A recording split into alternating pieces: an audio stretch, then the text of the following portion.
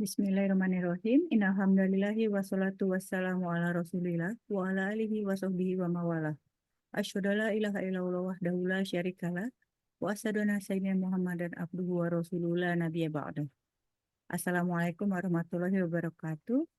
Puji dan rasa syukur tiada henti kita panjatkan kehadirat Allah Subhanahu wa taala dan salawat serta salam kita tujukan kepada junjungan tertinggi kita Nabi Muhammad Shallallahu alaihi wasallam, di mana di hari Rabu yang penuh berkah ini kita dapat kembali berkumpul secara online setelah libur Lebaran kemarin untuk mengikuti kajian Al-Qalam bersama Bapak Kiai Haji Dr. Ali Nurdin MA untuk mentadaburi surat Al-Baqarah ayat 277 sampai 278, yaitu balasan sempurna telah disiapkan bagi orang-orang yang beriman.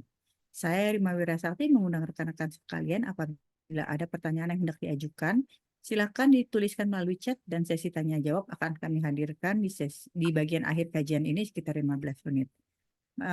Baik, waktu dan tempat kami persilakan pada Pak Ali. Bismillahirrahmanirrahim. Assalamualaikum warahmatullahi wabarakatuh. Alhamdulillah, salatu wassalamu ala rasulillah wa ala alihi wa sahbihi wa mawalah, la hawla wa la quwata illa billah. Allahumma faqihna fid din wa alimna ta'wil, amma ba'd. Bapak Ibu sekalian, rahimakumullah, untuk lebih berkahnya kaji kita sore ini, mari kita mengawali bersama dengan membaca basmalah. Bismillahirrahmanirrahim.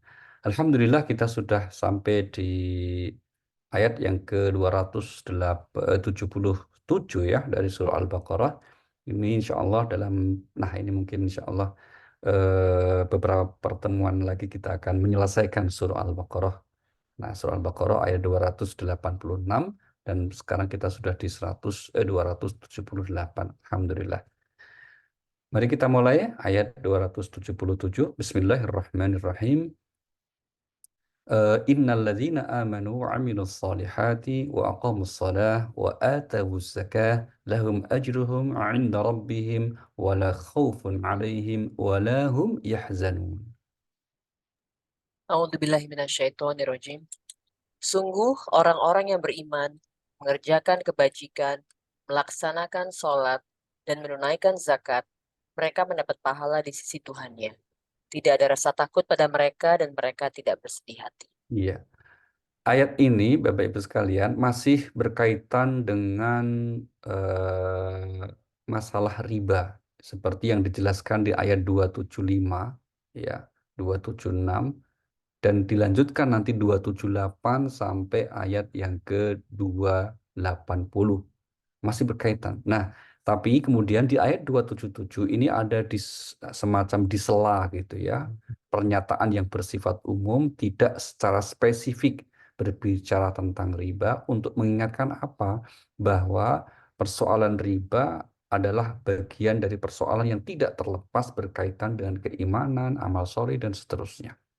Maka di sini disebutkan pernyataan yang bersifat umum, yaitu apa? Sungguh orang-orang yang beriman, beramal soleh atau melaksanakan kebajikan. Disebut iman terlebih dahulu untuk menggambarkan bahwa ini adalah prinsip pokok dalam agama kita. Seperti kita tahu bahwa keimanan ini dalam struktur konsep kita beragama itu oleh Al-Quran diibaratkan seperti sebuah pohon. Mari kita lihat pernyataan ini di surah nomor 14, surah Ibrahim pada ayat 24-25, di mana Allah berfirman, A'udzubillahi minasyaitonirrajim, Alam tara kaifa daraballahu mathalan kalimatan thayyibah kasyajaratin thayyibah asluha thabit wa far'uha fis sama' tu'ti ukulaha kulla hinin bi'izni rabbiha. A'udzubillahi minasyaitonirrajim. Tidakkah kamu memperhatikan bagaimana Allah telah membuat perumpamaan kalimat yang baik, seperti pohon yang baik, akarnya kuat dan cabangnya menjulang ke langit. Pohon itu menghasilkan buahnya pada setiap waktu dengan seizin Tuhannya. Dan Allah membuat perumpamaan itu untuk manusia agar mereka selalu mengingat. Iya. Ayat ini menggambarkan agama Islam yang memiliki 3 aspek utama, yaitu aspek akidah, itu diumpamakan seperti akar pohon. Aspek syariah itu seperti pohon yang tinggi. Aspek akhlak yang mulia itu seperti buah pohon itu. Nah, keimanan kalau dalam konteks peta konsep ini ada disebut sebagai satu akar. Maka keimanan seseorang hakikatnya tidak diketahui kecuali oleh Allah Subhanahu wa Ta'ala. Al-Quran hanya menggambarkan bahwa aspek keimanan sebagai sisi dalam itu seyogianya seseorang menghormati iman orang lain juga. Tapi meskipun demikian, Al-Quran menyebut bahwa ini faktor yang sangat penting, sangat berharga, sangat bernilai.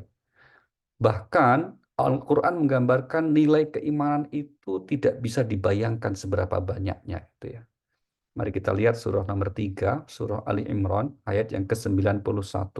Di mana Allah Subhanahu wa taala berfirman, A'udzubillahi minasyaitonirrajim, "Innal ladzina kafaru wa matu wa hum kuffarun falan yuqbala min ahadihim mil'ul ardi dhahaban wa la iftada bih, ulaika lahum adzabun alim wa ma lahum min nasirin." A'udzubillahiminasyaitonirrajim. Sungguh orang-orang yang kafir dan mati dalam kekafiran tidak akan diterima tebusan dari seseorang di antara mereka sekalipun berupa emas sepenuh bumi, sekiranya dia hendak menebus diri dengannya. Mereka itulah orang-orang yang mendapat azab yang pedih dan tidak memperoleh penolong. Sesungguh orang yang kafir berarti tidak punya iman. Kelak di akhirat ingin digabungkan bersama orang-orang yang beriman. Tentu tidak bisa karena dia tidak punya iman. Nah, untuk maksud tersebut, orang tidak punya iman itu bersedia menebus membayar imannya. Maka Allah menyatakan, seandainya mereka ingin membayar dengan emas sepenuh bumi, tidak akan diterima. Nah, ini berarti harga iman itu lebih mahal daripada emas sepenuh bumi. Dan kita pada umumnya, khususnya bagi Bapak Ibu sekalian yang senantiasa istiqomah mengikuti kajian Al-Qalam dan juga saudara kita Muslim yang lain, berarti sudah diberikan atau lebih tepatnya dianugerahi keimanan. Maka hakikatnya kita sebetulnya diberikan sesuatu yang paling berharga dalam hidup ini. Dan karena hal tersebutlah hendaklah kita bergembira. Nah, itu ya. Kita ditakdir Allah sebagai orang beriman, diberi nikmat, karunia, rahmat sebagai orang beriman, hendaklah bergembira. Ini yang diperintahkan Allah di surah nomor 10, surah Yunus ayat 58. Allah Subhanahu wa taala berfirman, A'udzu billahi minasyaitonir rajim. Qul bi fadlillahi wa bi rahmatihi fabidzalika falyafrahu wa khairum mimma yajma'un. A'udzubillahiminasyaitonirrajim. Katakanlah Muhammad, dengan karunia Allah dan rahmatnya hendaklah dengan itu mereka bergembira. Itu lebih baik daripada apa yang mereka kumpulkan. Iya, katakanlah wahai Nabi, hendaklah kalian bergembira dengan rahmat dan karunia. Apa yang dimaksud rahmat karunia itu? Yaitu keimanan, Bapak Ibu. Ya, inilah rahmat karunia yang oleh ayat ini disebut lebih baik dari apapun yang biasa dikumpul-kumpulkan manusia. Nah, di poin inilah maka kita semua sudah diberi anugerah, sewajarnya kita bergembira, berbahagia. Lebih tepatnya apa? Bersyukur kepada Allah. Kita diberi anugerah keimanan seperti ini. Karena memang keimanan itu anugerah terbesar, namun juga ini prerogatif Allah Subhanahu wa taala. Allah hanya memberikan sedikit informasi tambahan, katakanlah begitu ya, agar iman yang sudah ada dalam diri kita terus bertambah. Bagaimana caranya? Mari kita lihat misalnya di surah nomor 8, surah Al-Anfal, pada ayat yang kedua Allah berfirman, A'udzubillahi minasyaitonirrajim, innamal mu'minuna alladzina idza dzukirallahu wajilat qulubuhum wa idza tuliyat 'alaihim ayatuhu zadatsum imana wa 'ala rabbihim yatawakkalun. A'udzubillahiminasyaitonirrajim. Sesungguhnya orang-orang yang beriman adalah mereka yang apabila disebut nama Allah gemetar hatinya, dan apabila dibacakan ayat-ayatnya kepada mereka, bertambah kuat imannya, dan hanya kepada Tuhan mereka bertawakal. Iya, apabila dibacakan ayat Allah bertambah imannya. Nah, jadi salah satu jalan, salah satu cara agar kita bertambah keimanan kita itu dengan mendengar atau mempelajari ayat-ayat Allah. Di ayat yang lain, bertambah keimanan itu juga mengandung arti bertambah petunjuknya kepada kita. Atau bertambah hidayah Allah kepada kita. Maka iman naik turun, bertambah berkurang, demikian juga hidayah.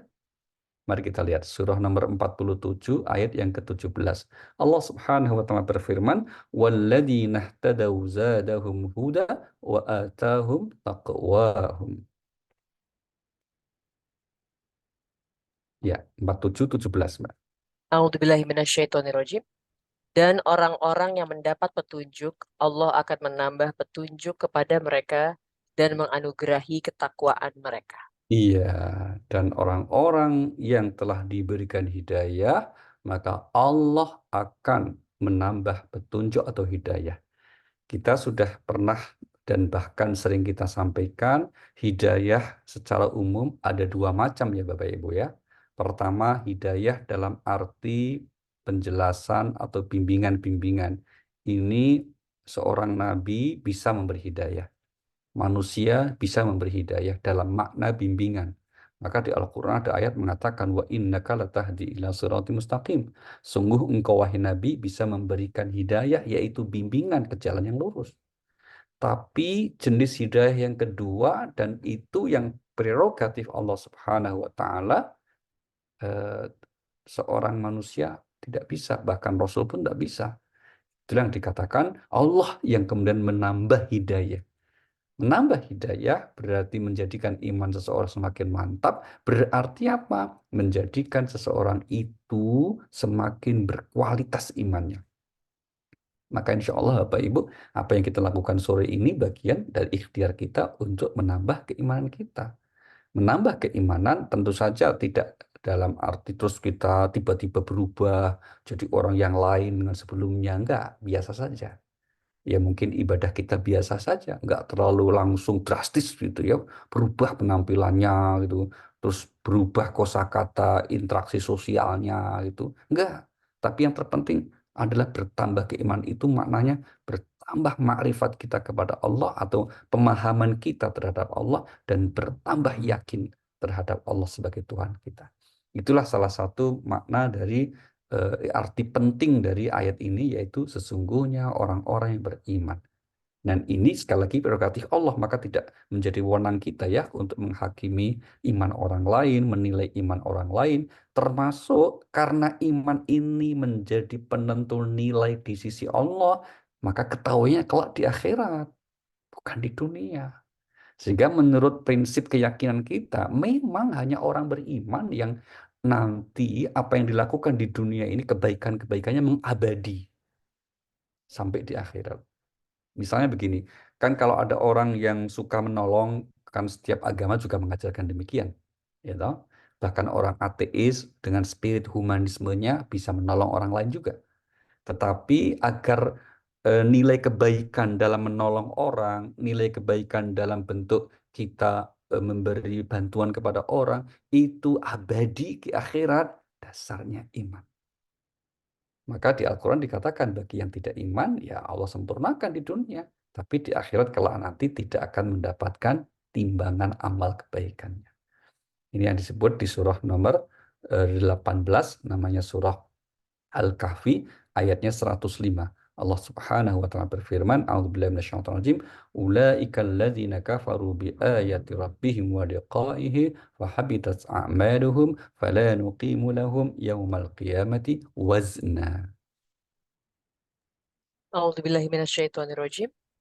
Mereka itu adalah orang yang mengingkari ayat-ayat Tuhan mereka dan tidak percaya terhadap pertemuan dengannya. Maka sia-sia amal mereka, dan kami tidak memberikan penimbangan terhadap amal mereka pada hari kiamat. Iya, maka sia-sia amal mereka. Kami tidak akan menimbang amal kebaikan mereka di hari kiamat. Na'udzubillah min dzalik. Mas sekali lagi, Bapak Ibu sekalian, kita menjadi sangat bersyukur ya karena kita dianugerahi nikmat iman ini. Meskipun jujur saja ya, iman kita itu umumnya karena dari prosesnya itu kan karena apa ya, warisan ya. Nah, dari prosesnya seperti itu. Tapi apapun prosesnya dan bagaimanapun cara jalan kita akhirnya menjadi beriman tidak penting. Yang penting faktanya sekarang kita menjadi orang beriman, itu anugerah dari Allah Subhanahu wa taala. Alhamdulillah. Oke, kita teruskan. Di samping iman, Allah juga kemudian menambahkan syarat agar kita diberi balasan sempurna adalah wa amilus sholihat. Kira-kira amal solihat ini menempati sebagai bukti konkret, ya. Jadi kalau iman itu sisi dalam, maka amal solih ini merupakan sisi kenyataan, sisi luarnya, gitu ya. Kalau dalam bahasa sederhananya, ini bentuk akhlak kita, interaksi sosial kita, dan inilah yang memang juga sering disebut di Al-Quran. Artinya apa? Orang mengaku beriman tapi tidak memiliki satu bentuk kebaikan dengan sesama, itu namanya imannya hoax, gitu ya. Imannya hoax karena bukti nyata dari kuatnya iman seseorang diantaranya adalah bermanfaat untuk sesama. Dia berbuat baik dengan sesama. Inilah yang dalam bahasa Al-Quran disebut sebagai orang yang bertakwa, yaitu apa? Orang-orang yang memiliki amal sosial, orang-orang yang memiliki eh, bentuk hubungan dengan sesama yang baik. Mari kita lihat beberapa pernyataan Al-Quran yang menggambarkan bahwa amal solih ini yang dapat juga kita maknai sebagai akhlak yang mulia menjadi salah satu barometer agama. Ya, kalau iman kan yang tahu hanya Allah, tapi urusan dengan sesama itu urusannya amal soleh atau akhlak mulianya. Mari kita lihat surah 68 ayatnya yang keempat. Allah Subhanahu wa taala berfirman, "A'udzubillahi minasyaitonirrajim, wa innaka la'ala khuluqin 'azim." A'udzubillahi minasyaitonirrajim. Dan sesungguhnya engkau benar-benar berbudi pekerti yang luhur. Iya, dan sungguh engkau, wahai Nabi, benar-benar berbudi pekerti yang luhur. Maknanya apa, Bapak Ibu?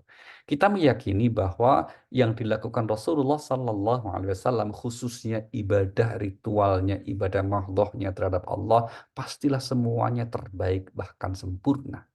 Tidak ada yang melebihi ibadahnya Nabi. Tapi yang menarik, tidak ada bentuk pujian Allah terhadap Nabi kita Muhammad Sallallahu Alaihi Wasallam yang berkaitan dengan ritualnya. Yang ada Nabi dipuji sebagai orang yang memiliki akhlak yang luhur. Bahkan dikatakan sungguh engkau ya Nabi la'ala khuluqin azim. La'ala itu artinya di atas. Di atas itu berarti apa? Manusia siapapun tidak mungkin sanggup menyamai akhlak Nabi. Ya, ini sekaligus mengajarkan kepada kita agar kita itu sebagai umatnya yang berikhtiar mencontoh Nabi itu disertai kerendah hatian gitu ya. Jangan orang menganggap merasa paling mengikuti Nabi, jangan. Nggak akan bisa, Pak. Nggak akan sampai itu. Bahkan sebaik apapun, apalagi kalau yang diikuti hanya hal-hal yang parsial dari masalah agama gitu ya. Bahkan seandainya yang diikuti yang paling utama yaitu akhlak mulia pun tidak akan sanggup sampai kemudian mencapai level yang sama dengan Rasul. Tidak mungkin. Karena apa? Ayat ini mengatakan wa innaka la'ala khuluqin azim. Sungguh engkau wahai Nabi berada di atas budi pekerti yang luhur. Maka sekali lagi penting untuk kemudian kita punya sikap rendah hati. Dan kalau orang itu rendah hati, maka Allah juga akan memberi apresiasi. Sebagai apa? Ciri utama hamba yang dikasihi oleh Allah. Hamba yang maha pengasih. Itu siapa? Yang rendah hati. Mari kita lihat surah nomor 25 ayatnya 63. Allah berfirman, "Wa ibadur rahmanil ladzina yamshuna 'alal ardi hauna wa idza khatabahumul jahiluna qalu salam." A'udzubillahi minasyaitonirrajim. Adapun hamba-hamba Tuhan yang Maha Pengasih itu adalah orang-orang yang berjalan di bumi dengan rendah hati. Dan apabila orang-orang bodoh menyapa mereka dengan kata-kata yang menghina, mereka mengucapkan salam.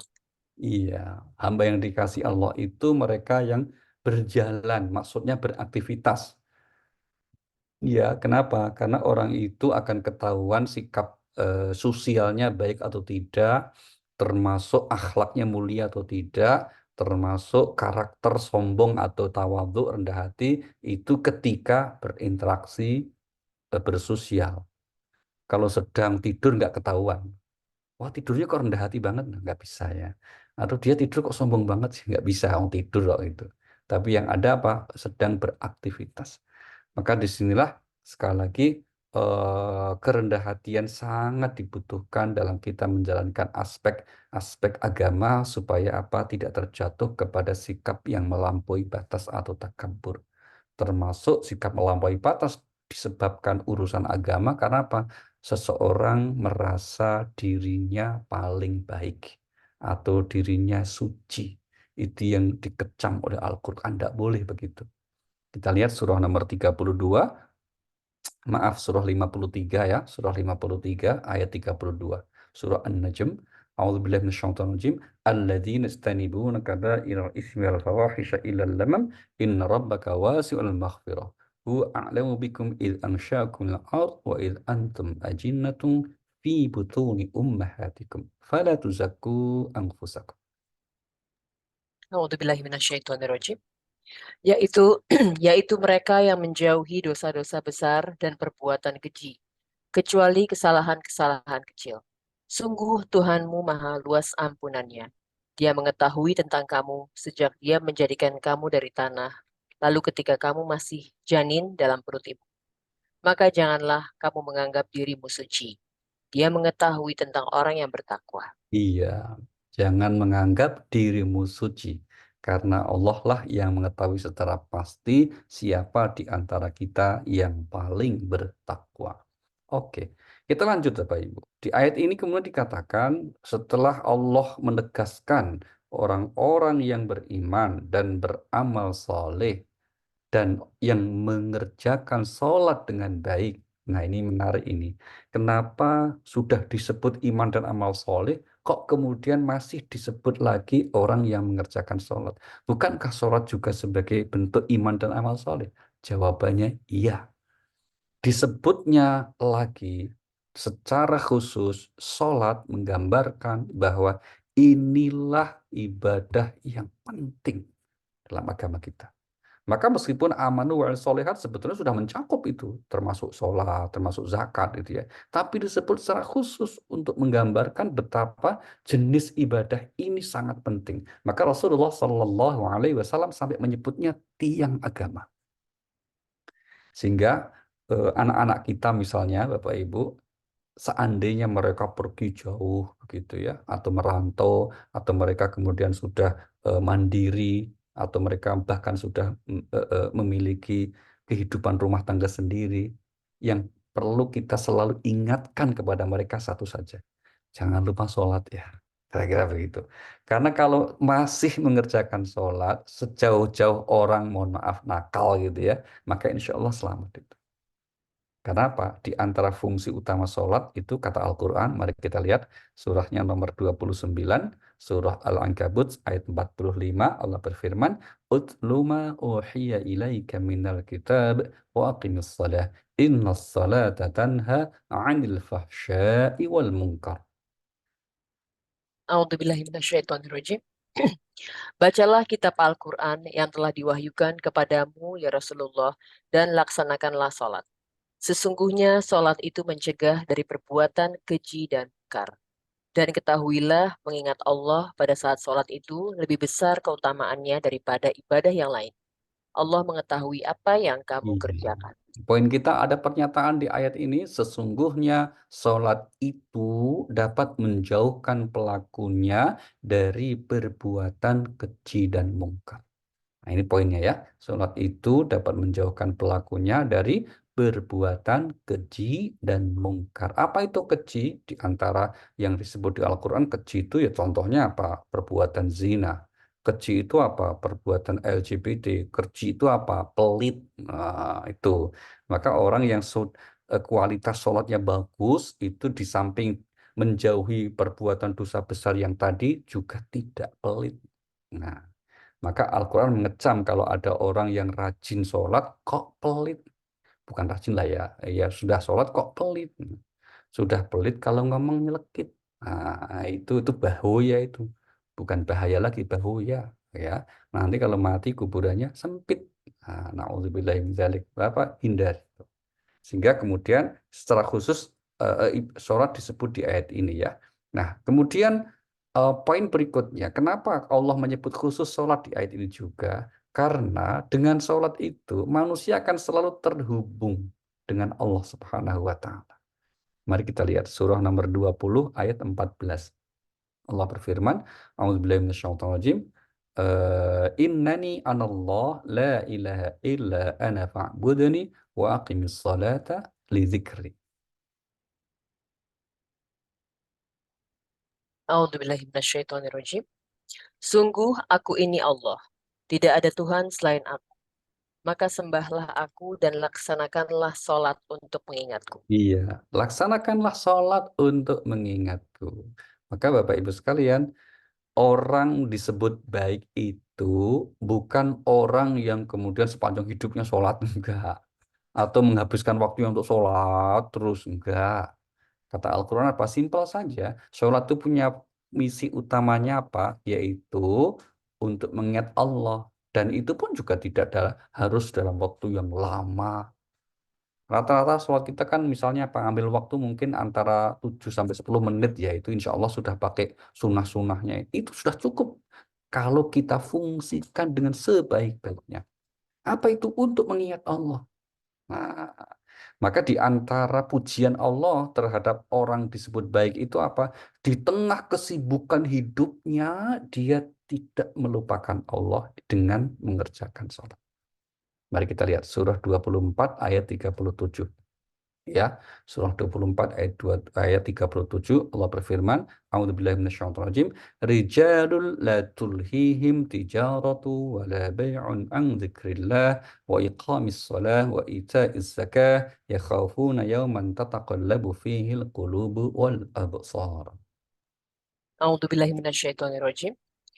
Orang yang tidak dilalaikan oleh perdagangan dan jual beli dari mengingat Allah, melaksanakan sholat dan menunaikan zakat.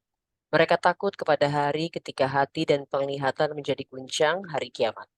Iya, orang yang tidak dilalaikan dari kesibukannya, dari jual beli dan bisnisnya, apa itu? Apakah aktivitasnya itu hanya itu? Enggak, itu maksudnya contoh ya, contoh aktivitas yang umumnya bisa melalaikan orang dari mengingat Allah, yaitu urusan bisnisnya, urusan kesibukan hidupnya. Tapi sebetulnya ya apa saja, orang tidak dilalaikan dari apa saja dari mengingat Allah. Ya, sehingga kemudian yang melalaikan dari mengingat Allah itu banyak hal kan? Dan itu kemudian kalau kita lakukan, tapi kita tidak sampai lalai, ya nggak apa-apa. Ini mohon maaf, saya ambil contoh kasus misalnya ya, ada kan orang yang mengharamkan musik, ya, dengan alasan musik itu bisa melalaikan seseorang dari mengingat Allah. Tentu kalau memang betul dengan musik orang itu sampai lupa kepada Allah, ya haram memang, betul setuju itu. Tapi faktanya kan tidak semua orang atau kemudian tidak bahkan umumnya orang lah gitu ya. Ketika mendengar musik itu langsung lupa dari Allah kan nggak, buktinya saat saja dia senang dengan mendengarkan semusik, tapi nanti kan terus ingat Allah lagi. Kira-kira begitu. Maka sungguh sangat logis dan manusiawi sekali ya Allah itu menggambarkan orang baik itu mereka siapa? Orang yang tidak dilalaikan oleh kesibukannya dari mengingat Allah, yaitu apa? Mengerjakan sholat. Itu aja. Gitu. Maka beraktivitas apa saja kalau kemudian kita tetap ingat sholat, enggak masalah. Oh, enggak. Yang nge-gym silahkan. Ya, misalnya itu ya. Yang goes ya monggo. Eh, yang punya hobi untuk selalu istiqomah nonton drakor lanjutkan gitu loh. Jangan melupakan Allah. Kan begitu. Wong sampai dibuat resumnya kok gitu kan kira gitu. Nah, itu bagus. Berarti apa? Tidak sekedar nonton tapi ingin mengambil ibrah pelajaran nilainya gitu kan. Tidak apa-apa gitu. Oke ya, itu kurang lebih di awal ayat begitu. Nanti terus kemudian disebutnya zakat juga untuk menggambarkan apa? Zakat itu simbol untuk menunjuk seseorang itu tidak cukup kalau hanya istiqomah memupuk hubungan dengan Allah. Hubungan dengan kita juga dengan sesama harus beres. Maka simbolnya apa? Zakat. Sekali lagi, zakat adalah salah satu simbol lambang bahwa kita sangat peduli dengan sesama makhluk yang itu adalah perintah Allah dan itu untuk kita kemaslahatannya, kebaikannya. Karena setiap kebaikan yang kita kerjakan dalam bentuk apapun itu termasuk zakat, itulah yang kemudian akan menjadi milik kita yang sebenarnya.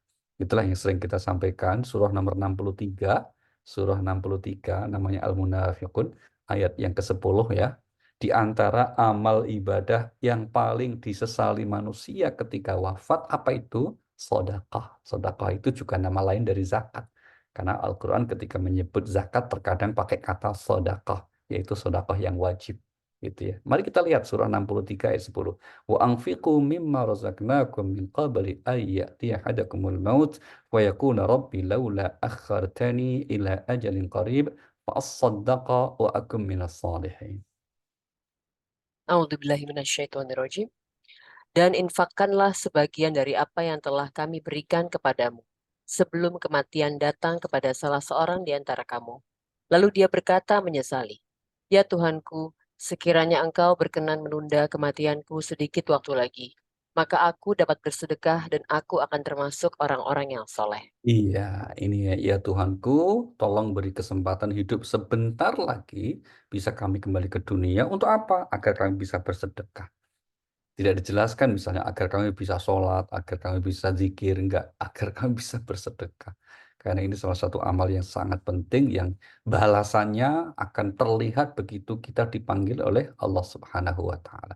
Maka kita bersyukur Bapak Ibu, alhamdulillah ya bersyukur kepada Allah kalau kita dianugerahi hati yang mudah tergerak untuk empati kepada orang lain dan memiliki sikap sosial yang bagus. Alhamdulillah. Oke, atas orang-orang yang beriman, beramal soleh, melaksanakan sholat, menunaikan zakat, maka Allah memberi balasan yang sempurna. Apa itu? Falahum ajrum inda rabbihim. Mereka akan mendapatkan pahala yang sempurna dari sisi Tuhan mereka. Jadi balasannya bukan dari sesama ya. Bahwa kalau balasan dunia itu lewat wasilah atau perantaraannya itu dari sesama, itu cara Allah. Tapi yang pasti hakikatnya balasan sempurna itu adalah dari Allah Subhanahu wa taala. Balasan sempurna bisa saja berupa kalau di dunia berupa materi, kelak nanti berupa fasilitas di surga. Tapi yang terpenting balasan sempurna itu apa? Sebuah kedamaian hati, kebahagiaan yang indikatornya adalah tidak ada kekhawatiran dan kesedihan. Nah, ini poin pentingnya. Tidak ada kekhawatiran dan kesedihan. Ungkapan dua sifat ini menggambarkan berarti orang itu bahagia. Maka menarik sekali ketika Al-Quran menggambarkan orang bahagia itu tidak dengan diksi pilihan kata senang gitu ya. Tapi apa? Tidak ada kekhawatiran dan kesedihan. Berarti kalau orang itu terbebas dari aneka macam kekhawatiran yang membelenggu, ya khawatir yang wajar saja gitu ya. Atau terbebas dari aneka macam kesedihan yang kesedihan yang berlebihan, itulah gambaran orang yang bahagia di kehidupan dunia. Terlebih kelak nanti di akhir. Oke. Mari kita lanjut sekarang ayat 278 ya, 278. A'udzubillahi minasyaitonir rajim. Ya ayyuhalladzina amanu taqullaha wa dharu ma baqiya minar riba in kuntum mu'minin.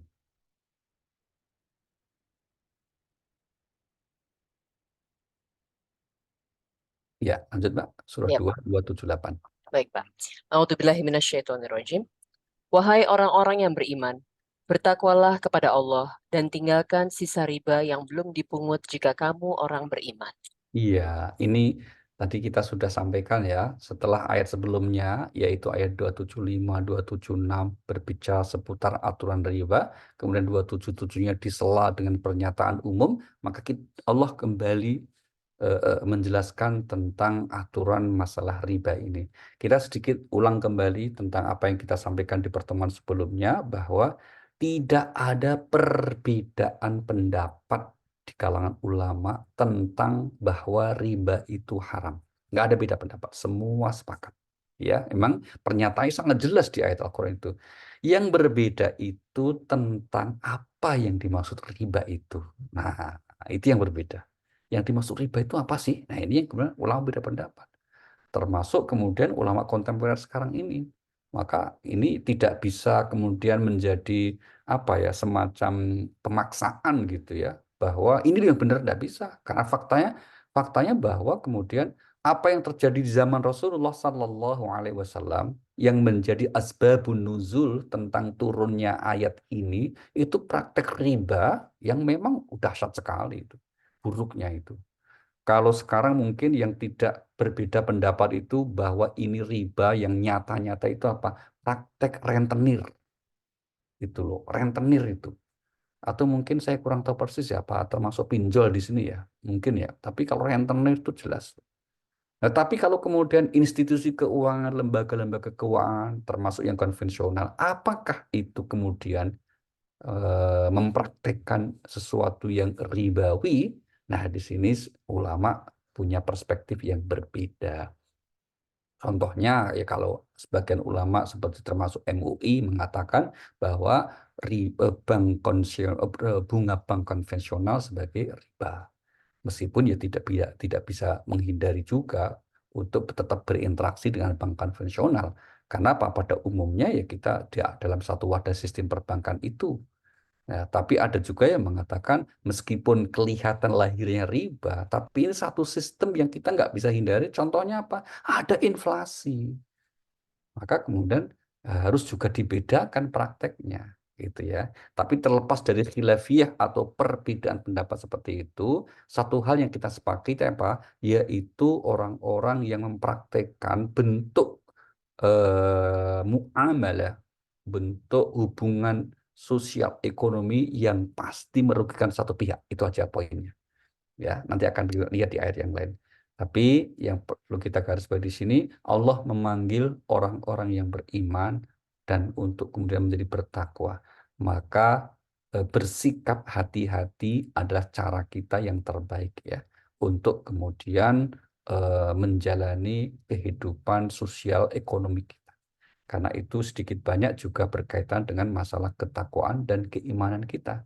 Disitulah kemudian Allah mengatakan ukuran keimanan itu diantaranya berkaitan dengan bagaimana seseorang itu dalam hal mencari nafkah dan kemudian membelanjakannya. Nah, itu poin pentingnya. Maka dikatakan, wahai orang yang beriman, bertakwalah kepada Allah, dan atas praktek riba di zaman dulu yang sangat jauh dari prinsip-prinsip keadilan, maka hindarilah jika kamu beriman. Nah, di antara pernyataan sifat mukmin itu, di antaranya apa? Nah, tadi kita sudah sebut ya, di antara sifat mukmin yang terpenting itu adalah memang atas ketetapan Allah, atas aturan Allah kita tidak keberatan, tapi selalu mengatakan sami'na wa ata'na. Kami dengar ya Allah itu aturanmu, maka kami patuhi. Mari kita lihat misalnya surah nomor 24, surah An-Nur ayat yang ke-51. Innama kana qaulal mu'minina idza du'u ila Allah wa rasulihi liyahkuma bainahum ay yaqulu sami'na wa ata'na. A'udzubillahi minasyaitonirrajim. Hanya ucapan orang-orang mukmin yang apabila mereka diajak kepada Allah dan Rasul-Nya, agar Rasul memutuskan perkara di antara mereka, mereka berkata, kami mendengar dan kami taat. Dan mereka itulah orang-orang yang beruntung. Iya, mereka berkata kami mendengar dan kami taat. Gitu ya, kami mendengar dan kami taat itu. Maka poinnya atas apa yang telah prinsip-prinsip yang telah digariskan oleh agama yang itu dari Allah, kita berusaha untuk selalu mematuhinya, menatainya, maka insya Allah itu sudah termasuk orang-orang mukmin, ya, termasuk memenuhi panggilannya untuk melaksanakan perintahnya. Karena sebetulnya kalau dalam agama perintah-perintah itu termasuk panggilan untuk ibadah itu hakikatnya untuk kebaikan manusia. Hakikatnya itu untuk menghidupkan hatinya untuk selalu dalam ketaatan kepada Allah Subhanahu wa taala. Mari kita lihat surah nomor 8 Al-Anfal ayat yang ke-24. Ya ayyuhalladzina amanu stajibu lillah walir rasul idza da'akum lima yuhyikum wa'lamu annallaha yahulu bainal mar'i wa qalbihi wa annahu ilaihi tuhsyarun. A'udzubillahi minasyaitonirrajim. Wahai orang-orang yang beriman, Penuhilah seruan Allah dan Rasul. Apabila dia menyuruhmu kepada sesuatu yang memberi kehidupan kepadamu. Dan ketahuilah bahwa sesungguhnya Allah membatasi antara manusia dan hatinya, dan sesungguhnya kepadanya lah kamu akan dikumpulkan. Iya, penuhilah seruan Allah dan Rasul yang apabila kamu memenuhinya itu akan menghidupkan hatimu. Karena pada dasarnya manusia itu akan selalu memiliki batas ya, batas semacam benteng atau sekat gitu. Nah, tapi dengan memenuhi perintah Allah dan Rasul itu, maka kita akan terhubung dengan Allah. Termasuk tadi kita ambil contoh misalnya sholat ya, itu untuk menghubungkan hati kita dengan Allah Subhanahu wa taala. Lahiriahnya badan kita apa namanya wajah kita itu tentu menghadap kiblat, menghadap sajadah kita, tapi yang menghadap Allah itu apa? Hati kita. Maka kalau kita membaca doa iftitah wajah tuh wajhiyalladzi fataras samawati wal ardh, itu wajah hati kita. Itu yang kemudian menjadikan kita akan dilihat oleh Allah hati kita. Sehingga Rasulullah sallallahu alaihi wasallam menyatakan innallaha la yanzuru ila suwarikum wa ajsamikum. Sesungguhnya Allah itu tidak akan melihat pakaianmu, melihat lahiriah kamu, tapi walaki yang dulu ila qulubikum, yang dilihat oleh Allah apa hati. Maka kalau urusannya hati itu menjadi yang dilihat oleh Allah Subhanahu wa taala, itulah pentingnya kita selalu untuk merawat, menjaga, membersihkan hati kita dari aneka macam yang dapat mengeruhkan bahkan mengotorinya, sehingga akan jauh dari apa yang disebut sebagai penyakit-penyakit hati. Na'udzubillahi min dzalik. Oke. Yang terakhir sekarang kita masuk ayat yang ke-279. 279 ini masih kelanjutannya tentang persoalan riba. A'udzubillahi minasyaitonir rajim. Fa illam taf'alu fa'zanu biharbin minallahi wa rasulih wa in tubtum falakum ru'usu amwalikum la tadlimuna wa la tuzlamun. A'udzubillahi minasyaitonirrajim.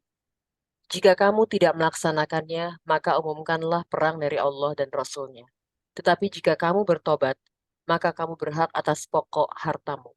Kamu tidak berbuat zalim atau merugikan dan tidak dizalimi atau dirugikan. Iya, ayat ini berisi kaidah-kaidah dalam beragama yang luar biasa, Bapak Ibu. Banyak sekali itu ya. Kita ambil contoh pointersnya misalnya. Yang pertama, atas orang yang diancam dengan keras, ya, diancam kerasnya itu jika kamu tidak melaksanakannya, ini bukan sekedar untuk menggambarkan buruknya praktek riba ya, tapi untuk menggambarkan bagaimana orang yang menentang aturan Allah. Sebetulnya begitu.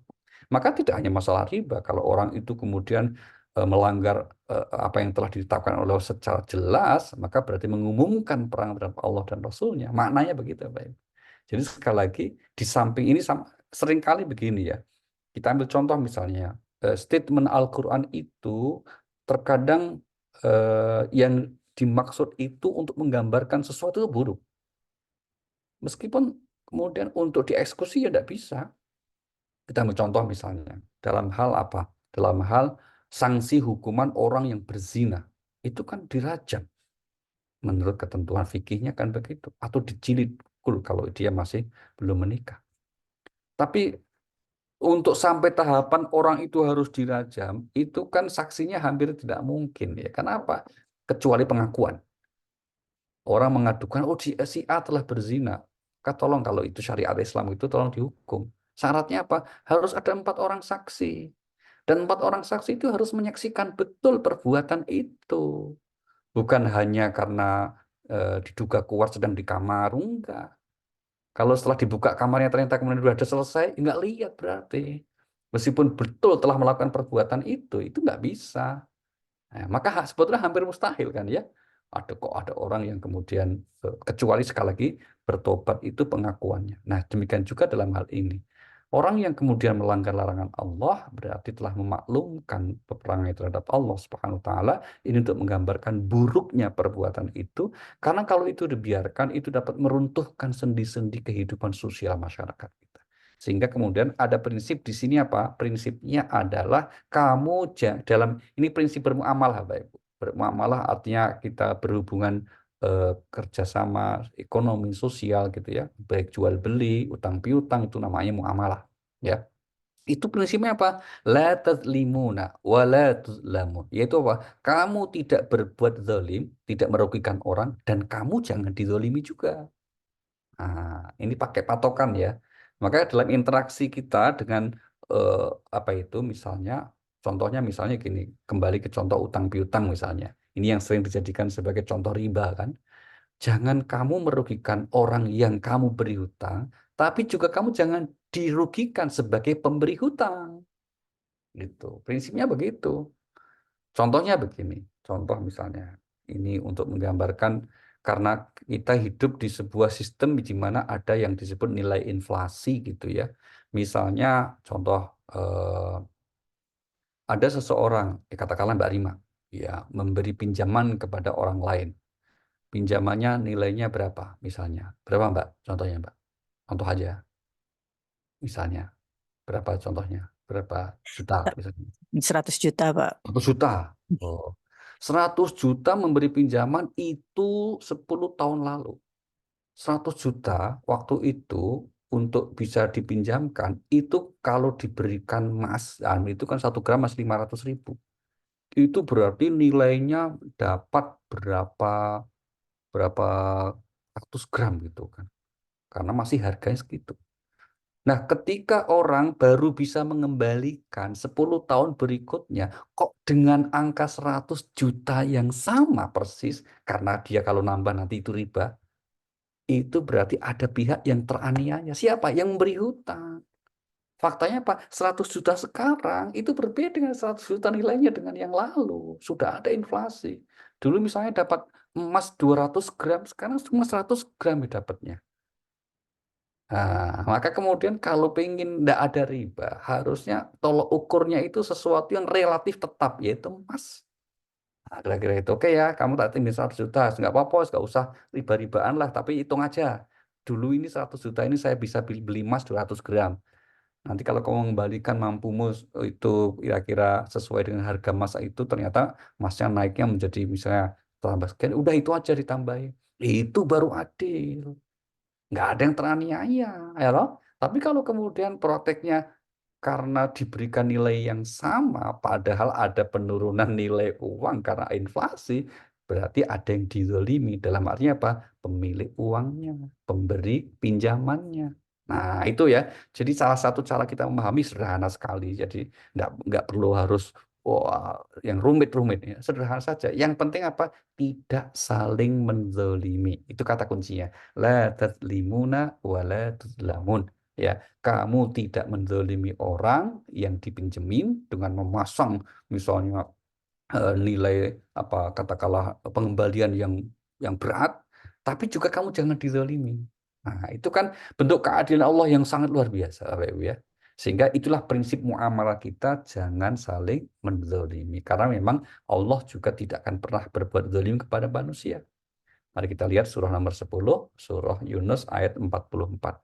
Allah berfirman, "Innallaha la yadlimun nasa syai'an walakinnan nasa anfusahum yadlimun." A'udzubillahi minasyaitonirrajim. Sesungguhnya Allah tidak menzalimi manusia sedikit pun, tetapi manusia itulah yang menzalimi dirinya sendiri. Iya, sungguhnya Allah tidak menzalimi manusia sedikit pun, tapi manusia itulah yang suka menzalimi dirinya sendiri. Nah, kalau bentuk dan praktek muamalah yang ternyata mengandung kezaliman itu masih dilakukan, kata Allah apa? Segeralah bertobat dengan menghentikan praktek itu dan kembali kepada Allah Subhanahu wa taala. Kenapa? Karena janji Allah, siapa saja yang kemudian bertobat, pasti Allah akan ampuni. Mari kita lihat surah 39, surah Az-Zumar pada ayat yang ke-53. Allah Subhanahu wa taala berfirman, A'udzu billahi minasyaitonir rajim, "Qul ya ibadiyalladzina asrafu ala anfusihim la taqnatu min rahmatillah. Innallaha yaghfirudz dzunuba jami'a, innahu huwal ghafurur rahim."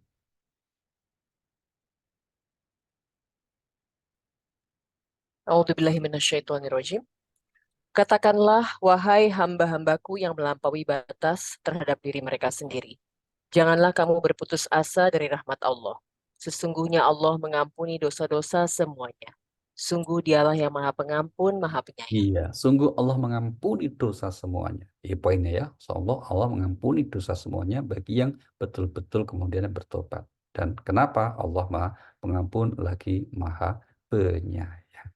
Inilah saya kira Bapak Ibu beberapa hal yang dapat kita petik hikmah pelajarannya ya dari ayat-ayat yang sedang kita tadabburi ini. Semoga kita bukan sekedar mendapatkan pelajaran penting, petunjuk dari Allah Subhanahu wa taala, tapi kesempatan yang kita gunakan untuk mentadabburi firman Allah ini akan menjadi satu bernilai ibadah di sisi Allah Subhanahu wa taala dan mendatangkan ridho dari Allah Subhanahu wa taala.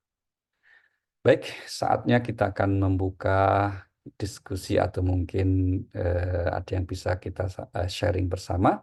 Saya kembalikan ke Mbak Rima. Monggo, kami persilakan Mbak. Terima kasih untuk sementara.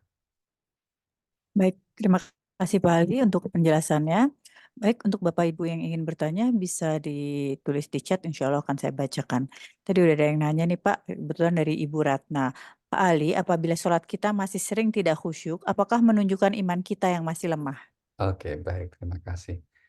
Iman yang lemah itu kalau tidak sholat, Bu. Itu poinnya. Kalau masih sholat, meskipun tidak khusyuk, itu masih tanda orang beriman bagus itu. Tenang aja ya. Kenapa tenang aja? Banyak temennya. Gitu loh. Banyak temennya. Ya, tenang aja. Kalau sholat kita misalnya belum belum ada khusyuk itu. Yang kedua, kita bersyukur sajalah. Diberi kemampuan oleh Allah masih tetap sholat. Itu bersyukur saja. Syukur ya Allah, terima kasih ya Allah. Meskipun kadang sholat kurang khusyuk, tetap aku akan mengerjakan kok. Tidak apa-apa. Allah juga tahu kok bahwa kita kadang seperti itu. Allah tahu persis itu hambaku yang seperti itu. Tidak apa-apa. Sepanjang masih mau mengerjakan sholat itu yang penting. Dan ingat ya Bu, ya Allah itu tidak nuntut kita sholat sempurna. Nggak ada. Supaya sholat semampu kita. Bahwa kita sholat terkadang masih ingat sesuatu, ingat hal yang lain, tidak apa-apa. Ya, itu bukan sesuatu yang aib, bukan. Bukan sesuatu yang buruk, apalagi bukan.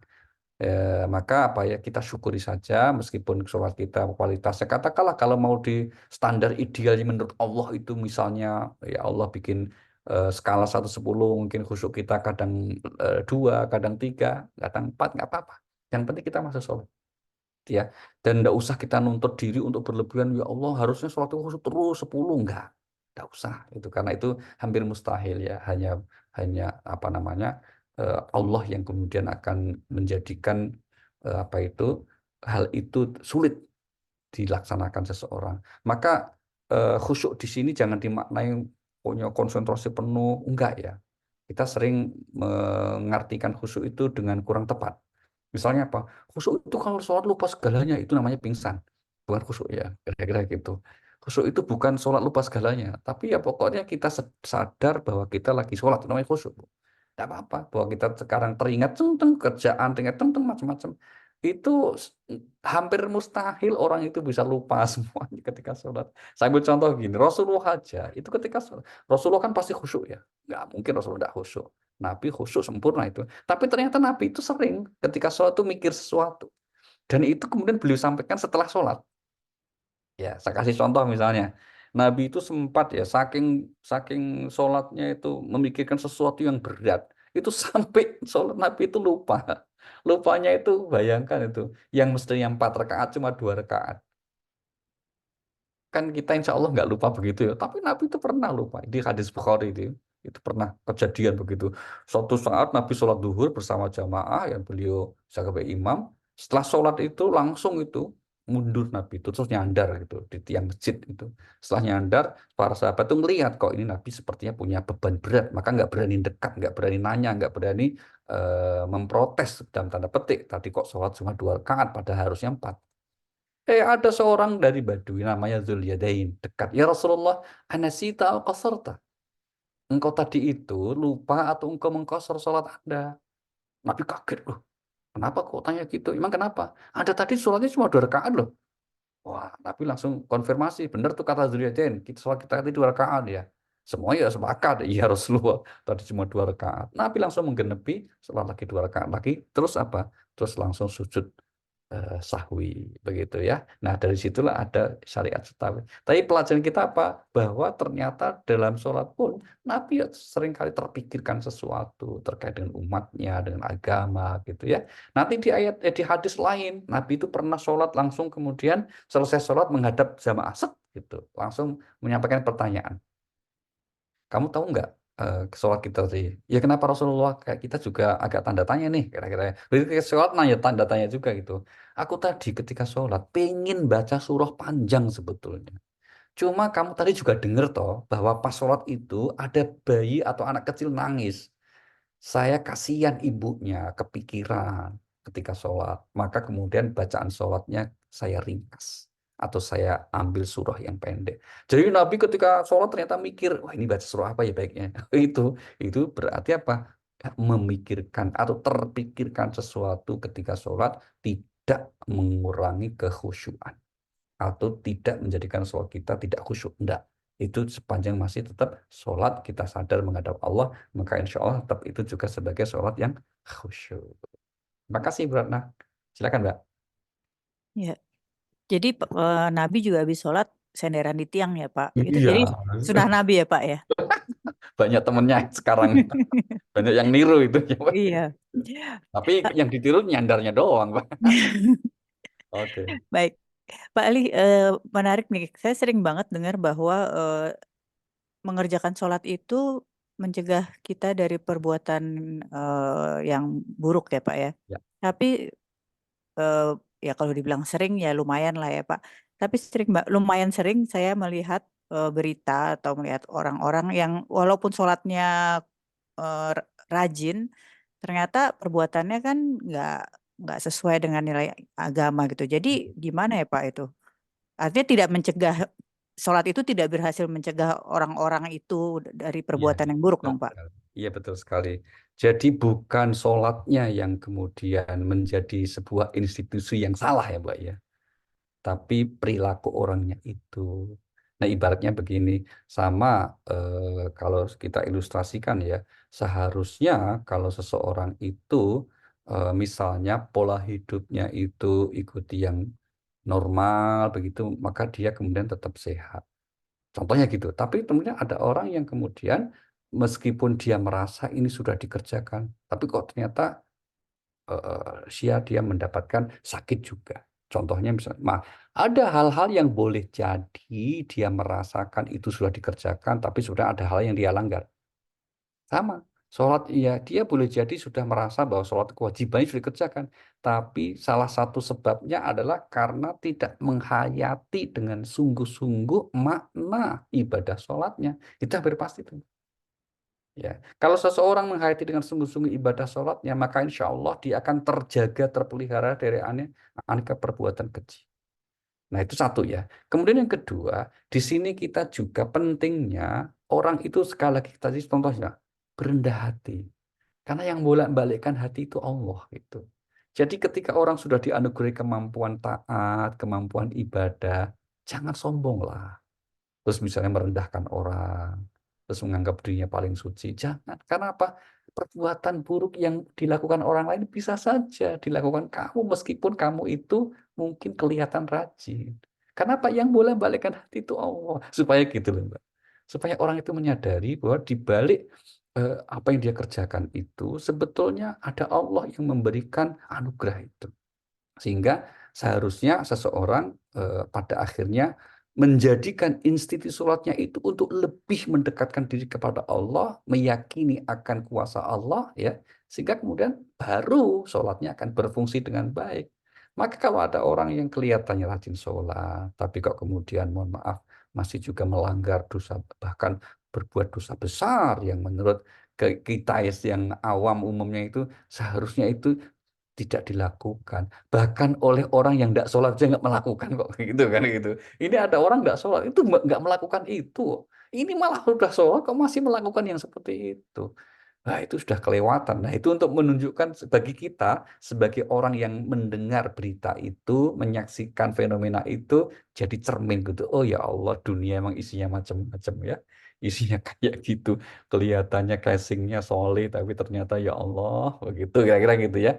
Maka inilah pentingnya kita untuk mengambil ibroh pelajaran ya. Tapi yang jelas kita tetap meyakini ketika Allah menyatakan sesungguhnya sholat itu menjauhkan perbuatan keji dan mungkar, itu sebetulnya adalah betul dan fungsional. Tapi kalau tak ada satu dua kasus, bahkan tadi kita sering lihat ada fenomena seperti itu, kembali lagi kita ingin menggarisbawahi, ya itulah namanya manusia. Manusia memang tempat untuk melakukan khilaf, berarti sholatnya belum sepenuhnya baik dan merubah sikap hidupnya. Itu. Oke. Baik, berikutnya dari Ibu Marnida, Pak Ali mau bertanya, apakah ada aturan kapan kita boleh menjamak sholat? Lalu kalau jamak, bagaimana dengan sholat sunnah rawatibnya? Apakah dikerjakan atau tidak? Terima kasih. Baik, makasih. eh, Aturan tentang menjamak sholat itu ada di dalam hadis Rasulullah Sallallahu Alaihi Wasallam ya Bu ya. Nah, dari hadis Nabi, para ulama kemudian membuat beberapa ketentuan yang itu yang disebut dalam fikih. Namanya fiqhus sholat, fikih tentang seputar ibadah sholat termasuk aturan masalah sholat jamak. Maka karena itu menjadi pendapat para ulama yang diambil sumbernya dari hadis Nabi, seringkali ada perbedaan pendapat. Kapan kita dibolehkan untuk menjamak sholat? Di antaranya yang pertama ketika kita sedang safar, bepergian jauh. Ya, safar bepergian jauh. Di mana ketika safar itu kita kemudian diberi fasilitas atau keringanan untuk menjamak sholat fardu kita. Ada yang disebut sholat jamak takdim, itu berarti mendahulukan atau menarik sholat setelahnya ke depan. Namanya takdim, didahulukan. Ada yang takhir, misalnya kalau takdim itu kita sholat duhur dan menarik waktu asar di waktu duhur. Ada juga yang takhir, takhir artinya mengakhirkan. Kita pas sholat waktu duhur tidak memungkinkan sholat karena kita sedang mungkin di perjalanan, maka sampai di tujuan pas waktu asar, maka kita niat nanti duhurnya digeser di waktu asar. Itu namanya takhir. Nah, kapan sholat sunnah rawatibnya? Nah, karena yang wajib saja sudah diberi keringanan, maka bagi orang yang mengambil fasilitas jamak, maka sholat sunnahnya tidak lagi dianjurkan.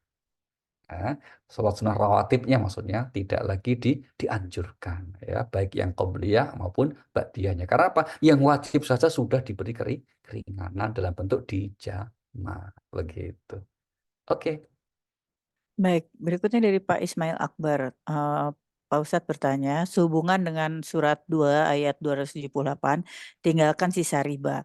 Maka bagaimana hukumnya orang sengaja meminjam secara riba karena keterdesakan? Apakah juga berdosa dan menentang larangan Allah sesuai dengan surat 2 ayat 279? Terima kasih, Pak Ali. Baik, kalau kemudian tidak ada alternatif yang lain ya, misalnya atau karena ketidakmengertian atau karena akses kepada sistem keuangan yang sangat terbatas, yang ada orang itu, mohon maaf ini misalnya kita ambil contoh konkretnya kayak ya Pak Ismail ya, ini saudara kita yang di kampung-kampung, para petani, mereka didatangi oleh mohon maaf ya, kadang rentenir minjemi untuk modal dulu begitu untuk supaya bisa bertani gitu. Mana akhirnya kemudian dengan dijerat gitu. Maka di sini yang berdosa adalah yang meminjaminya. Sedangkan bagi peminjam itu adalah yang meminjam maksudnya korban namanya yang teraniaya. Itu ya sehingga kemudian dia tidak punya pilihan lain untuk memutar roda ekonomi kehidupannya kecuali melalui jalur itu yang ada. Nah, tapi kalau kemudian dia punya pilihan lain, dia berjauhi, ya tentu lebih bagus, lebih aman. Tapi kalau dia kemudian tetap ngambil yang seperti itu, padahal dia sudah mengetahui, maka posisinya sama, harus ditinggalkan itu. Tapi kalau kemudian dia tidak tahu atau tidak ada daya sama sekali untuk menghindari dan itu situasinya darurat, maka itu yang berdosa adalah yang memberi pinjaman itu. Atau saya kasih contoh begini, Pak. Contoh misalnya ya, ini kan posisinya hampir mirip ini. Meskipun tidak berkait pinjam-minjam dan tidak berhubungan riba. Misalnya, nggak tahu sekarang apa masih ada ya. Dulu, dulu itu kan kalau kita punya apa ya urusan yang berkaitan dengan public service, pelayanan publik misalnya untuk bikin KTP, bikin surat-surat tertentu ya, misalnya SIM dan seterusnya. Itu kan dulu-dulu itu kan supaya lancar itu kan harus ada ininya, harus ada pelicin lah kira-kira, semua nyuap lah kira-kira gitu ya. Nah, dalam konteks seperti itu ulama kalau kita lihat umumnya kan baik yang menyuap menerima suap sama-sama dosa gitu. Tapi ini berbeda kasusnya kalau seseorang yang punya hak di situ, dia punya hak untuk mendapatkan KTP karena sebagai warga negara dijamin undang-undang dia mendapat hak. Tapi ternyata dipersulit nggak bisa kecuali dengan membayar. Nah, maka orang yang membayarnya demi untuk mendapatkan haknya tanpa mendolimi orang lain itu berarti dia korban. Yang dosa siapa? Yang dosa yang tadi meminta tadi. Nah, itu contohnya hampir mirip seperti itu ya. Sehingga kemudian kalau posisinya sebagai korban, ya ini kan batasnya akhirnya tipis ya. Tentu saja kita justru malah berempati. Jangan sampai ini malah sudah jadi korban masih disalahkan. Kan kasihan pada akhirnya ya. Terima kasih Pak Ismail. Baik, berikutnya dari Ibu Ade. Maaf Pak Ustadz, mau bertanya, seandainya kita telat bangun sholat subuh, misalnya jam 6, qobliyahnya kapan dilakukan dan fardunya kapan? Lalu untuk sujud syahwi tadi, mohon penjelasan apakah dilakukannya sebelum salam atau sesudah salam? Iya, terima kasih Bu Ade. Yang pertama, kalau bangun telatnya itu setelah habis waktu sholat subuhnya, ya, kan waktu habis subuh itu namanya syuruk. Syuruk itu setelah terbit matahari.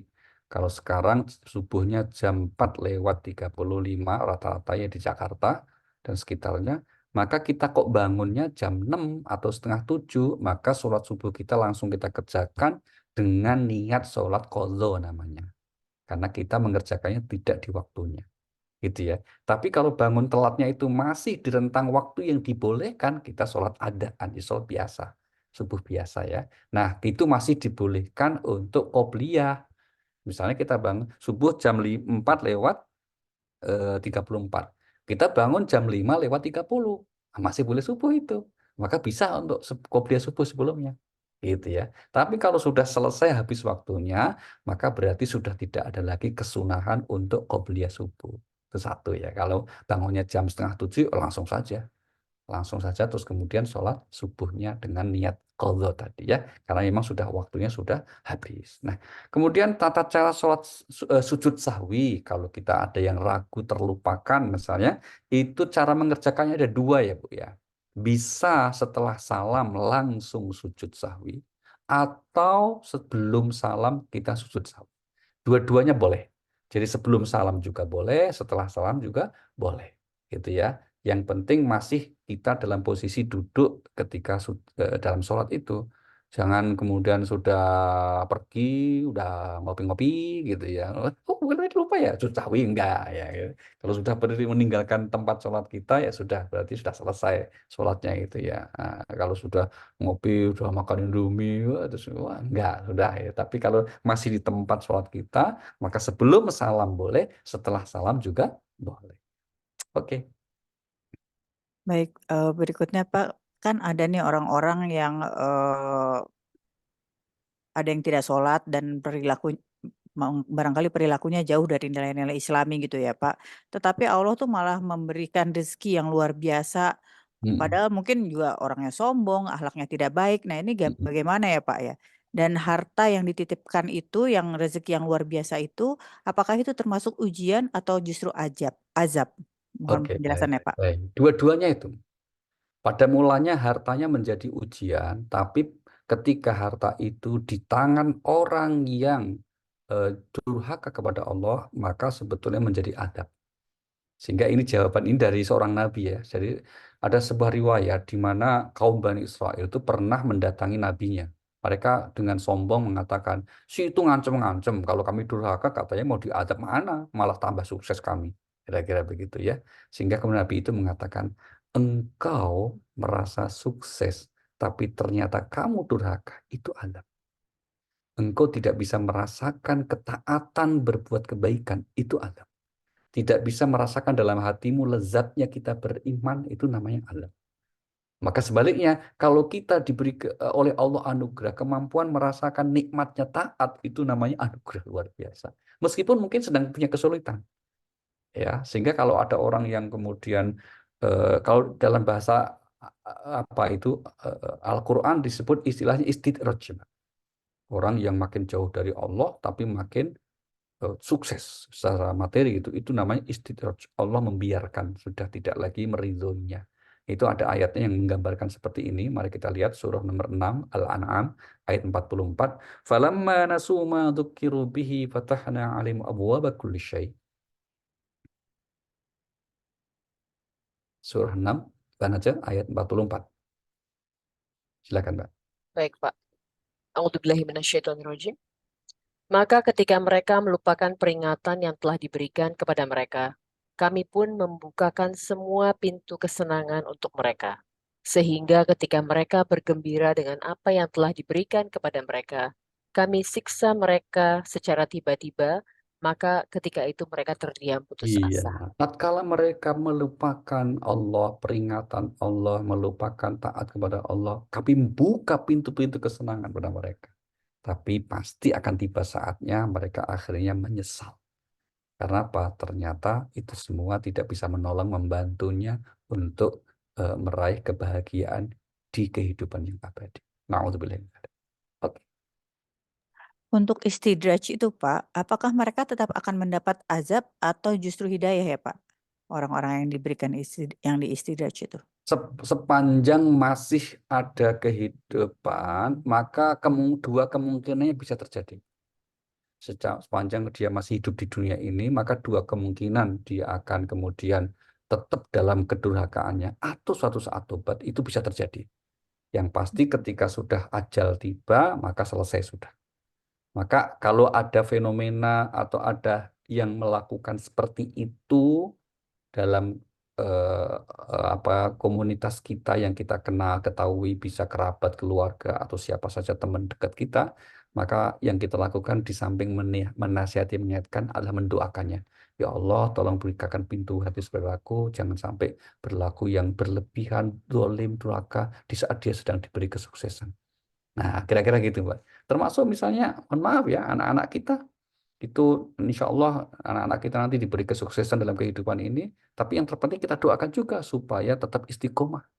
Ya, supaya kemudian kesuksesannya tidak melalaikannya, sehingga menjadi istidraj. Tapi justru kesuksesan mendekatkan dirinya kepada Allah Subhanahu wa Ta'ala. Oke. Baik Pak, terima kasih. Tadi pertanyaan terakhir barangkali bisa ditutup dengan Baik, doa. terima kasih. Baik Bapak sekalian, mari kita hadirkan niat baik kita semuanya. Mohon kepada Allah Subhanahu wa Ta'ala di majelis yang mulia ini, di majelis di waktu yang berkah ini, mungkin ada kerabat saudara kita yang kurang sehat, semoga disembuhkan. Bagi kita semua diberi anugerah selalu kesehatan yang baik, juga yang punya kesulitan dimudahkan, yang punya hajat baik dikabulkan oleh Allah. Al-Fatihah. A'udzubillahi minasyaitonirrajim. Bismillahirrahmanirrahim. Alhamdulillahirabbil alamin arrahmanir rahim maliki yaumiddin. Iyyaka na'budu wa iyyaka nasta'in ihdinas siratal mustaqim siratal ladzina an'amta 'alaihim ghairil maghdubi 'alaihim waladdallin. Amin amin ya rabbal alamin. Terima kasih dan mohon maaf, kami kembalikan ke Mbak Rima untuk menutup. Assalamualaikum warahmatullahi wabarakatuh.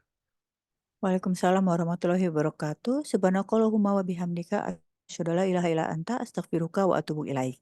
Terima kasih banyak Pak Ali atas ilmu yang tentunya sangat bermanfaat untuk kami. Kajian yang akan datang insya Allah akan kami selenggarakan pada hari Rabu tanggal 15 Mei 2024 masih mentadaburi surat Al-Baqarah ayat berikutnya. Terima kasih banyak atas waktu dan perhatiannya Bapak Ibu sekalian. Mohon maaf apabila ada kekurangan dan hal-hal yang kurang berkenan. Semoga kita semua senantiasa dalam rahmat, keberkahan serta ridho Allah Subhanahu wa Ta'ala. Saya Rima Wirasakti, Diana Muhdi, Ratih Witada Nadia Laras undur diri. Wassalamualaikum warahmatullahi wabarakatuh. Waalaikumsalam. Waalaikumsalam warahmatullahi wabarakatuh. Terima kasih ya, Terima baik.